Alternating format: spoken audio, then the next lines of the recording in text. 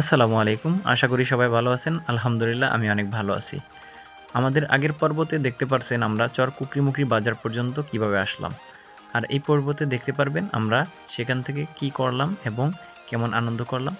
তো চলুন দর্শক কথা না বাড়িয়ে মূল ভিডিওতে চলে যাই। আমাদের প্রতিটি ভিডিও নোয়াখালী থেকে দেখতেছি এমডি রিয়াজ, কর্ণফুলী লঞ্চ থেকে দেখতেছেন এমডি ইকবাল এবং হবিগঞ্জ থেকে দেখতেছেন রাজন চৌধুরী।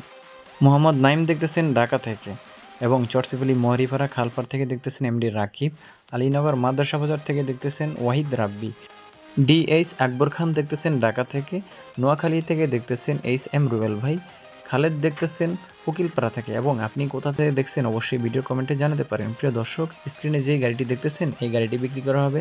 যদি কেউ কিনতে চান ওই নাম্বারে যোগাযোগ করতে পারেন। ধন্যবাদ। আমরা চর কুকরিমুকরি বাজার থেকে একটি অটো নিলাম। অটো নিয়ে আমরা আসলাম ডাকাইতের ঘাট। ডাকাইতের ঘাট থেকে একটি নৌকা দিয়ে আমরা যাব চর কুকরিমুকরির নারকেল বাগান এবং পর্যটক কেন্দ্র সমুদ্র সৈকত। এই সাইমবার হোরবাড়ি কিন্তু এনে এনে হোরবাড়ি করলে মানে তো যাইবো।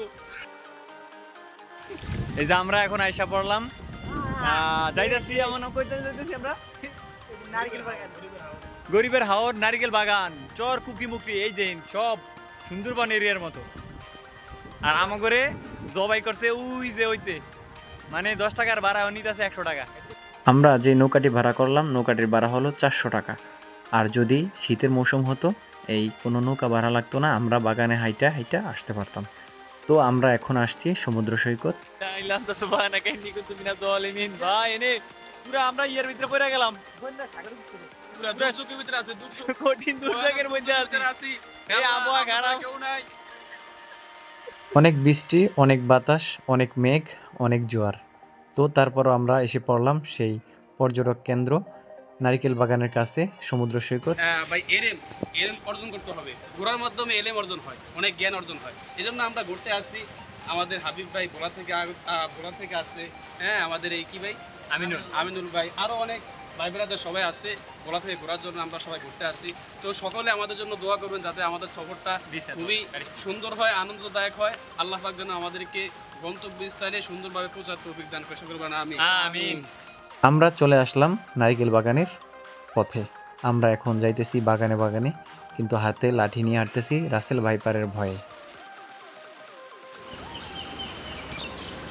এনজয় করুন, খালি ঘুরবেন আর এনজয় করবেন, বুঝলেন? খালি পকেটের টিয়ারি খালি বসকে এমন খাইবেন। যত ঘুরবো ততই অনেক কিছু শিখতে পারবো। মহান আল্লাহ তাআলা বলছে যে ঘুরে ঘুরে পৃথিবীটা দেখতে। তো তাই জন্যই আসলাম আমরা এই চর কুকরিমুকরি। তো এখানে আইসা আমরা কিছুক্ষণ দুষ্টামি করলাম। এখন আমরা কাকতাড়ুয়ার মতো দাঁড়িয়ে থাকলাম অনেকক্ষণ।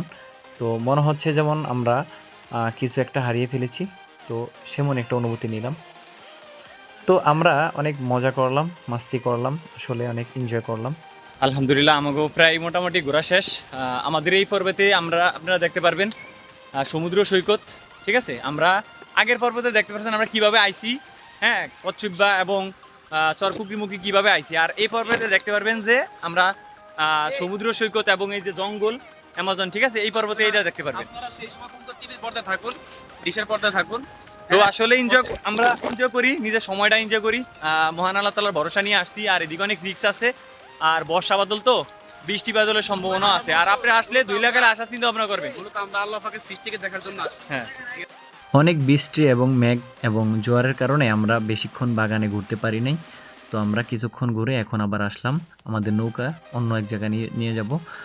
তো দেখতে পারতেছেন আমরা অনেক আনন্দ করতেছি। আর আসলে এখানে এত পরিমাণ ঢেউ, আমরা নৌকাটা আমাদের তলিয়ে যাওয়ার সম্ভাবনা আছে।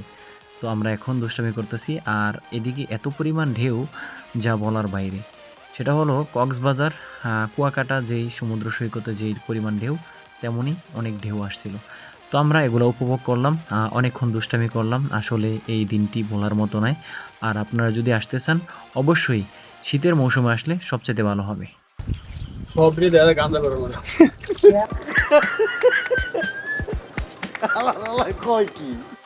অনেকক্ষণ দুষ্টামি করার পরে আমরা এখন আবার আমাদের গন্তব্যস্থলে রওনা দিলাম।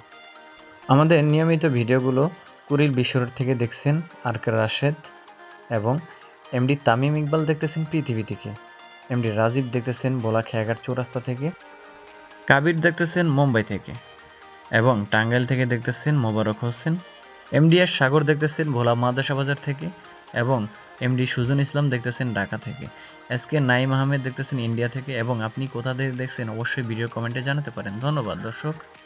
অনেকক্ষণ ঘোরাঘুরির পরে আমরা ডাকাইতের ঘাট দিয়ে আবার চলে আসলাম লঞ্চ ঘাটের কাছে। আমরা অটোর জন্য যাইতেছি আর আমাদেরকে পাহারা দিল কিছু কুকুর, তাদেরকে আমরা এখন বিদায় জানালাম। আমরা এখন চলে যাব লঞ্চ ঘাট।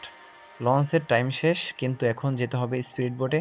আগেই বলে রাখি, কষ্টিবা ঘাট থেকে চর কুকরিমুকরি লঞ্চ ছাড়ে 12:30টায়, আর ওই কুকরিমুকরি থেকে কষ্টিবা লঞ্চ ছাড়ে 2টায়। তো আমরা এখন লঞ্চ পাইলাম না, আমরা এখন স্পিড বোটে 200 টাকা দিয়ে কষ্টিবা পর্যন্ত যাব। তো আপনারা যদি তাড়াতাড়ি যেতে চান, লঞ্চের থেকে স্পিড বোটে মোট 18 মিনিট চলে যায় আর লঞ্চে চলে যায় 1 ঘন্টার মতো। তো প্রিয় দর্শক, আমাদের ভিডিওটি আজকের মতো এই পর্যন্তই। তো কেমন হলো আপনার মূল্যবান মতামতটি জানাবেন। যদি ভালো লাগে একটি লাইক করবেন, শেয়ার করবেন এবং ফলো করে পাশে থাকতে পারেন। আর সবাইকে একটি দাওয়াত দিয়ে রাখি, সবাই ঠিকমতো নামাজ পড়বেন, নামাজ বেহেশতের চাবি। তো সামনের ভিডিওগুলো পেতে আমাদের সাথে থাকুন। আসসালামু আলাইকুম রহমতুল্লাহি ওয়া বারাকাতুহু।